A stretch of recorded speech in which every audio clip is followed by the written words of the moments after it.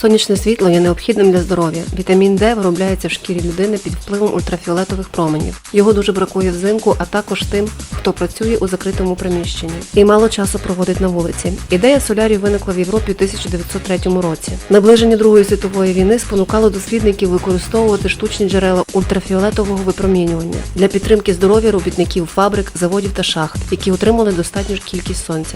Після війни це призвело до масового виробництва ультрафіолетових випромінювальних приладів для використання у комерційних цілях. Так народилася звичка засмагати всередині, а вигляд смуглої шкіри став популярним аж через 20 років після того, як винайшли солярій. У пресі опублікували фотографії засмаглої Коко Шанель, яка довший час перебувала на сонці. Це встановило новий прецедент краси. Її засмага ввела нову тенденцію, яка трактувалася як символ статусу.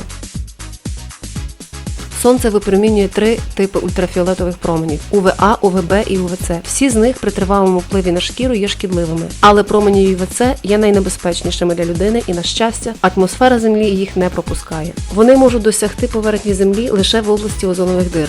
Взагалі, промені УВЦ найкоротші і найбільш шкідливі для вашої шкіри, тому в солярії, як і на сонці, ви не піддаєтесь їх впливу. Однак занадто багато впливу ультрафіолетових променів ЮВА та ЮВБ також можуть зашкодити. Існує 2 типи ламп, які використовуються в соляріях. Їх назви відповідають назвам променів, які вони випромінюють – ЮВА і ЮВБ. Від потужності ламп залежить довжина променів і результат ваших сеансів. УФА лампи виробляються під високим тиском, тому апарати, в яких вони використовують, називають машинами високого тиску. Їх промені є найдовшими і найменш шкідливими для вашої шкіри. М'яке, довгохвильове випромінювання глибоко проникає в шкіру, окислює пігмент і надає шкірі красивий бронзовий відтінок. Тому лампи типу УФА і машини, які їх містять, називають бронзинговими, а їх хвилі – косметичними. Зловживання цим видом солярію викликає старіння шкіри, зморшки. Проміння УФА краще використовувати для підтримки базової засмаги, яку ви можете здобути за допомогою ламп типу УФБ. Тому для отримання красивого кольору, який залишається надовго, потрібно починати засмагу з використання ламп типу УФБ.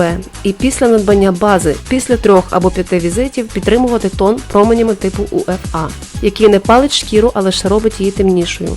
УФБ-лампи низького тиску або коротших хвиль є більш небезпечними за УФА. Вони викликають появу фарбувального пігменту на поверхні шкіри, яке часто супроводжується почервонінням. А надмірне використання може викликати сонячні опіки, що призводять до меланом або раку шкіри. Тому по часу ідеально, якщо перші декілька візитів будуть короткими і частими. Переважно апарати, які використовують УФБ-лампи, йдуть у комбінації із УФА-лампами і містять різний процент. Наприклад, 95% УФА і 5% УФБ. Звичайно, що процент УФБ-ламп завжди буде менший. УФБ-лампи готують вашу шкіру до перебування під сонцем, для того, аби не травмувати її за один похід на пляж, а лампи УФА лише надають їй колір. Тому, дивлячись від того, що вам більше потрібно, захист від сонця чи рум'янець, вирішує, якими апаратами і скільки часу забере бажаний результат.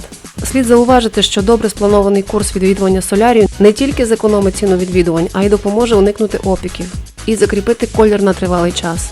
Для того, щоб отримати хороший колір солярії і захистити вашу шкіру, найкраще розбити свої візити заздалегідь. Наприклад, ви купили абонемент із 10 візитів. Відведіть перші 5 візитів для утворення базової засмаги із проміжком через 1 або 2 дні, а наступні 5 для засмаги із більшим проміжком 1 раз в тиждень. Кількість візитів і час перебування в солярії рекомендую також визначати по типу вашої шкіри. І в залежності від того, чи є у вас база, чи ви засмагаєте вперше. Існує 6 основних типів кольору шкіри. Тип 1 – бліда шкіра, а тип 6 – темна. Наступним потрібно підібрати правильний крем, призначений для засмаги в солярії. Дивіться наступне відео про типи кремів для засмаги шкіри.